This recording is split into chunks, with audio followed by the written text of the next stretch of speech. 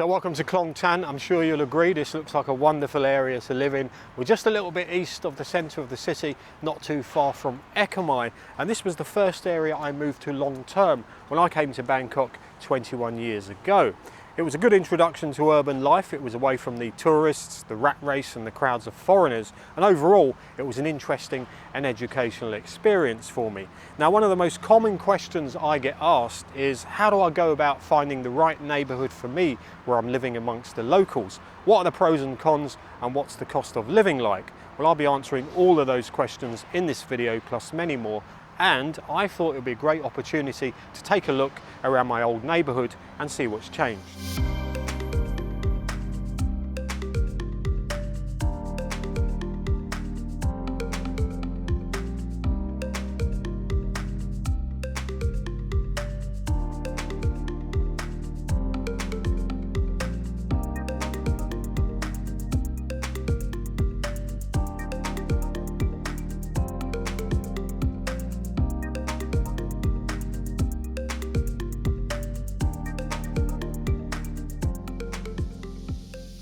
So first question, how much money should you bring if you're moving here blind? Now what I mean by blind is that you're coming here with no income to support yourself from your own country and no pension to fall back on. Sounds like a bit of a gamble, but a lot of guys end up here this way. They just turn up at the airport with a couple of grand in their pocket.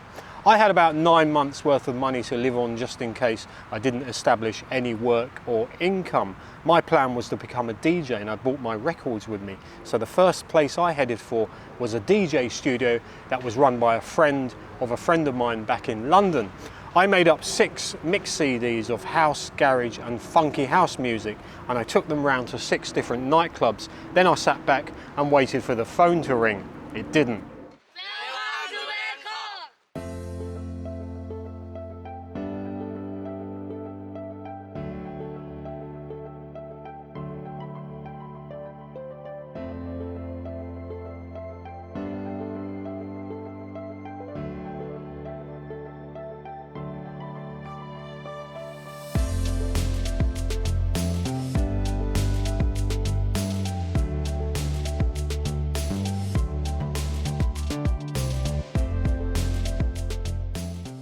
So that's it there, Kanchana apartment, and I lived here for about a year back in 2003, and I paid 3,400 baht a month for a room about 24 square meters. I had this little balcony that overlooked the railway track along the back, and it took me about a month to get used to the rumbling and the noise of the passing trains, and it took me about the same time actually to get used to the background noise of Petchaburi Road here. And there was a lot more life around here back in those days, and there was a row of shops here with an internet cafe and a coffee shop. One of the big selling points for Kanchana apartment for me was that as soon as you came out of the building and turned right, this internet shop was right here. I used to come here once or twice a day to do my emails and surf the internet, and it was run by a couple called Sally and Neil. And I always wonder what happened to them. I know they went to Koh Chang to open a hotel. So if you're watching, leave a comment and it'll be great to hear from you.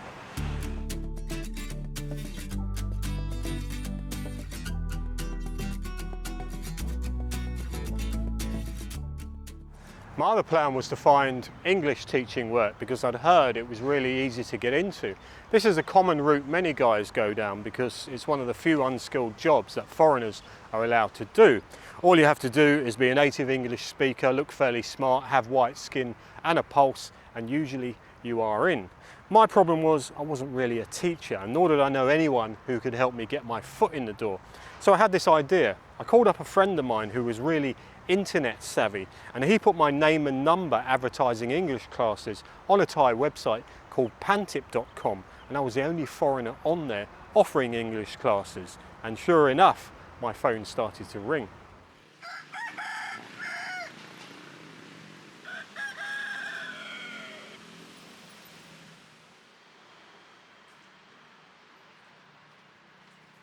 I wonder if this little alleyway alongside the bridge here is still accessible to the canal walkway, because at the end here is the Khlong Tan Canal, and there used to be a staircase going up onto this walkway, And you went under the bridge, and then on this side there were people sort of sleeping rough, and it wasn't a very pleasant place to walk.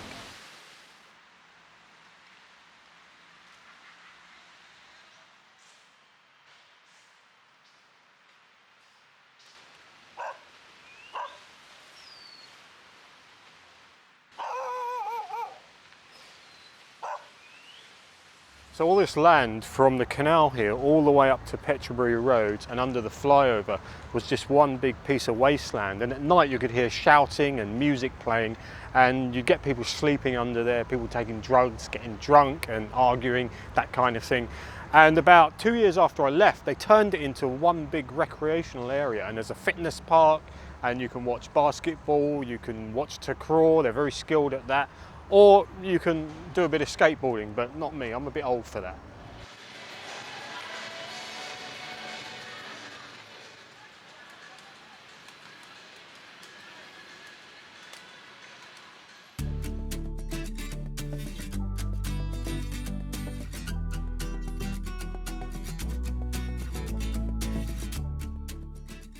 My other issue with teaching English was that I had no idea what I was going to teach my potential students. I needed books and materials. So I got online, found a teachers' discussion forum and asked a couple of questions. I found out there was a teachers' bookshop called DK Today. So I headed down there, bought a bunch of grammar workbooks and headed off to my first English class at a Toyota showroom in Chengwatana Road. It took me about 2 hours on the bus. And I must admit, it was really stressful, that first English class, but I got through it. And I remember thinking afterwards, do I really want to do this regularly? But the thing was, I'd already lined up a few other classes with other students, and it was an income after all, and that was what I was looking for.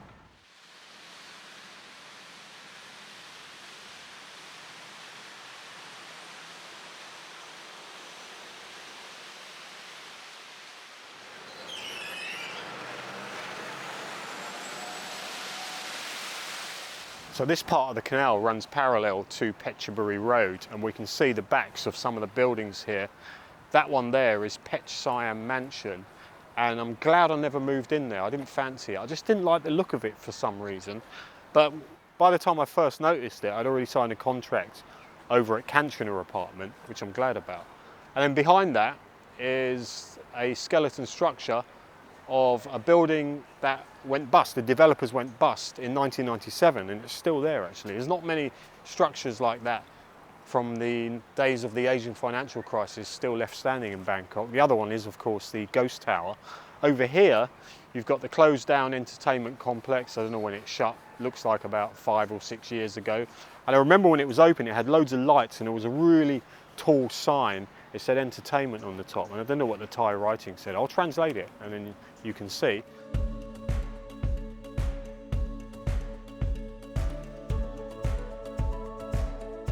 So after moving into Kanchana apartment, I remember going on my first look around the neighbourhood, and I was walking up and down Petchaburi Road, and there was no big supermarket, no 7-Eleven, there was a couple of restaurants, street food stalls, no coffee shops. And I thought to myself at the time, this isn't really very exciting, and it's not very exciting now either. But it was my own little sort of urban Bangkok world where I was anonymous, and that really excited me at the time. And I'm sure when there's guys coming to live in Bangkok now and they move to neighbourhoods like this, they feel exactly the same.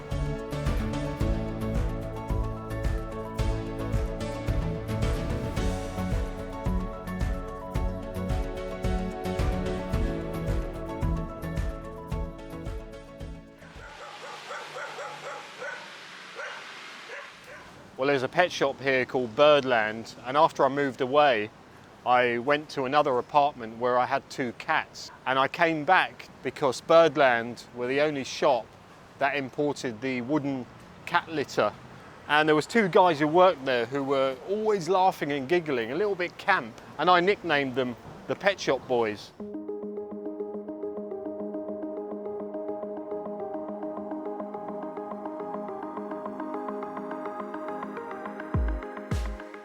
It took about a month before the phone rang with my first DJ job, and it was at a place called Faith Club in Sukhumvit 23. And in 2003, Faith Club had been voted best club in Bangkok. So when I went down for a tryout on a Wednesday, I thought maybe I'm going to be playing to a packed house, but there was about 20 people there. Anyway, it went well, and they gave me a job every Wednesday. I stayed there for about a year. And in that time, I met lots of other DJs, met loads of people, and I was able to sort of build a few connections.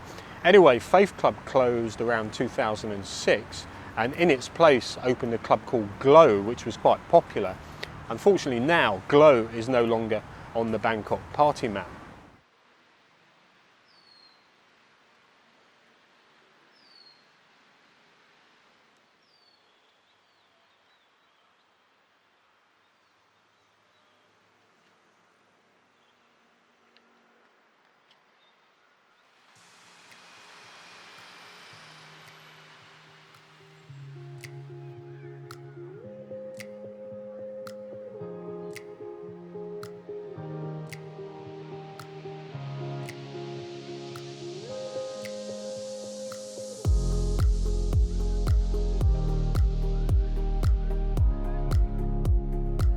A lot of people have this romantic idea about living cheaply in some local neighbourhood, renting a cheap room, being the token foreigner, a stranger in a strange place, eating street food, shopping at local markets, getting in with the local community.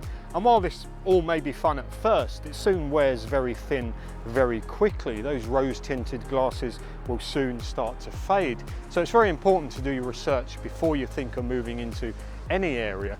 Google Maps is of course great for that. When I moved around here, there was no Google Maps. I just came in blind, and I just thought to myself, well, Bangkok's a safe place. There's lots of cheap places to rent.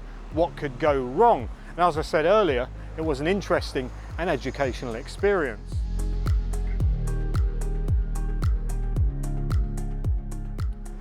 So living on the cheap in a local area in Bangkok where there are very few or no foreigners about is possible, and you can rent a place for as little as 4,000 to about 8,000 baht a month if you're on a budget. And there's a difference between living on the main road like I was or living down one of these soy neighbourhoods as you just saw. These soy neighbourhoods may seem friendly and inviting, but it's important to get out there, walk around, get a feel of the place and see everything for yourself. Then go back there at night, because sometimes these areas change. There might be noisy motorbikes going up and down the soy, bars and pubs playing loud music late into the night. That's going to affect your sleep and your quality of life, and it's also a drain on your mental health. Also, if there's market stalls and street food there, you're going to hear talking, you're going to hear shouting, you're going to hear the clattering of cutlery, the wok when they're cooking, the pounding of the som tum with the pestle and mortar, and the smells as well. So these are things you should consider if you're thinking of moving into one of these cheap soy neighbourhoods.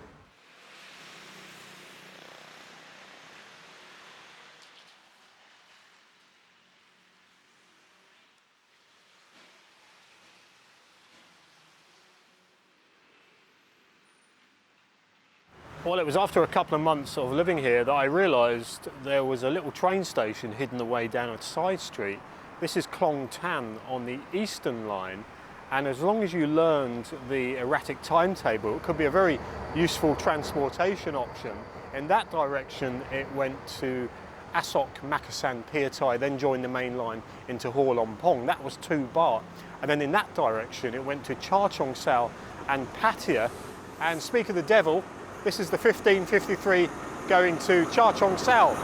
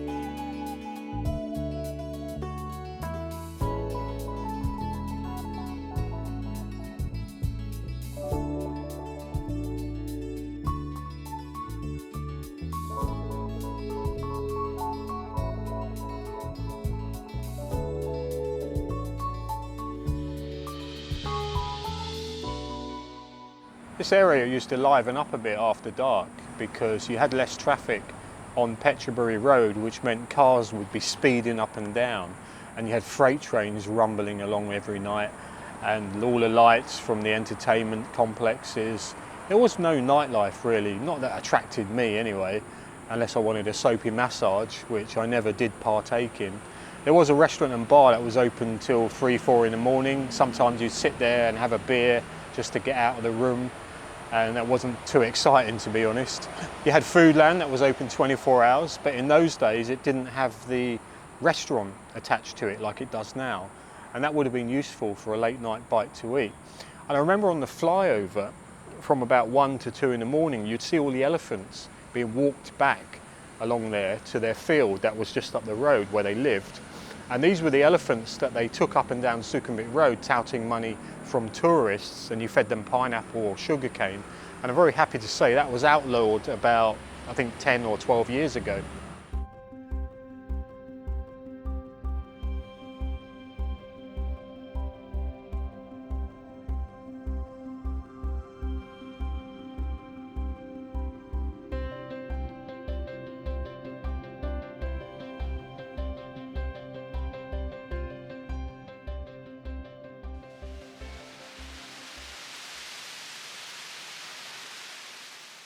When I look back 2 decades ago at the time when I lived here, life was pretty tough, and I was trying to gain a foothold, get bits of work coming in, get cash coming in, and I could only afford to get boats, buses and the odd taxi around, and I was learning Bangkok that way. But when you look back 20 years later, you kind of have this romantic notion that life wasn't too bad after all, and I like to think it was a learning experience, and it shaped the person I became today, and also shaped the way that I look at Bangkok nowadays, and it kind of rubs off in the videos I do.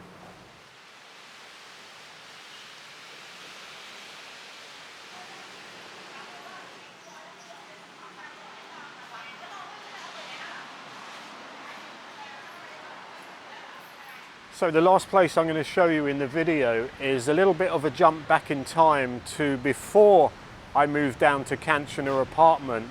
And I look back on this time with a bit of disappointment, and I'll explain that when we get there.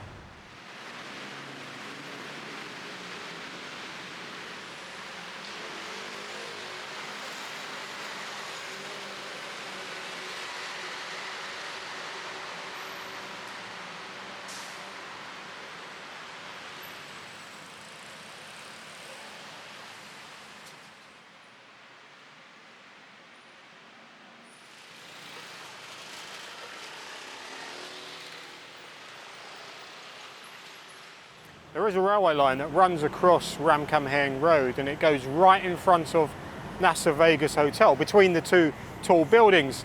And when I was here, this side was all wasteland, and the airport rail link hadn't been built yet.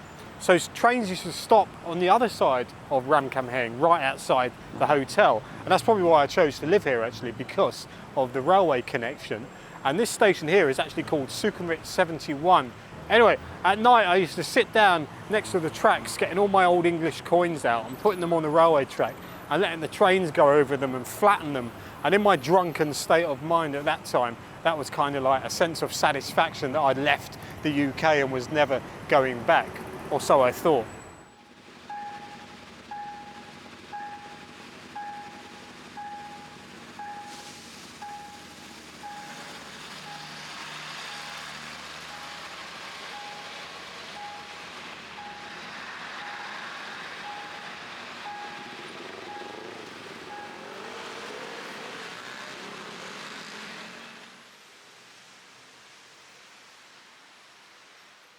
So there we are, Nasa Vegas Hotel, 5,000 baht a month for a shabby little hotel room on the darker side of the building. And I don't really have much nostalgia when I see this building now, more a sense of disappointment because I was new to Bangkok. I'd come straight here from the airport, it had been recommended to me, and I didn't really have the balls to go out and explore the city properly because it was a big, unfriendly, chaotic, messy place back then. But if only I'd have just walked up the road towards Ramkhamhaeng or gone that way towards Prakanong, I would have found a much better place to live. But you live and learn, don't you? They've built these bushes and trees in between the railway track and the hotel, Back in the day, I used to just walk straight out the hotel and come and sit by the railway line drinking beers. And I'm wondering, those hotel rooms that are right next to the railway line, it must be a bit noisy when the trains are running. But if you're a railway fan, you could probably get out onto one of those little balconies and get some really good shots of trains going by. Here's a shot from the cab of an airport rail link train going in between these two NASA Vegas buildings.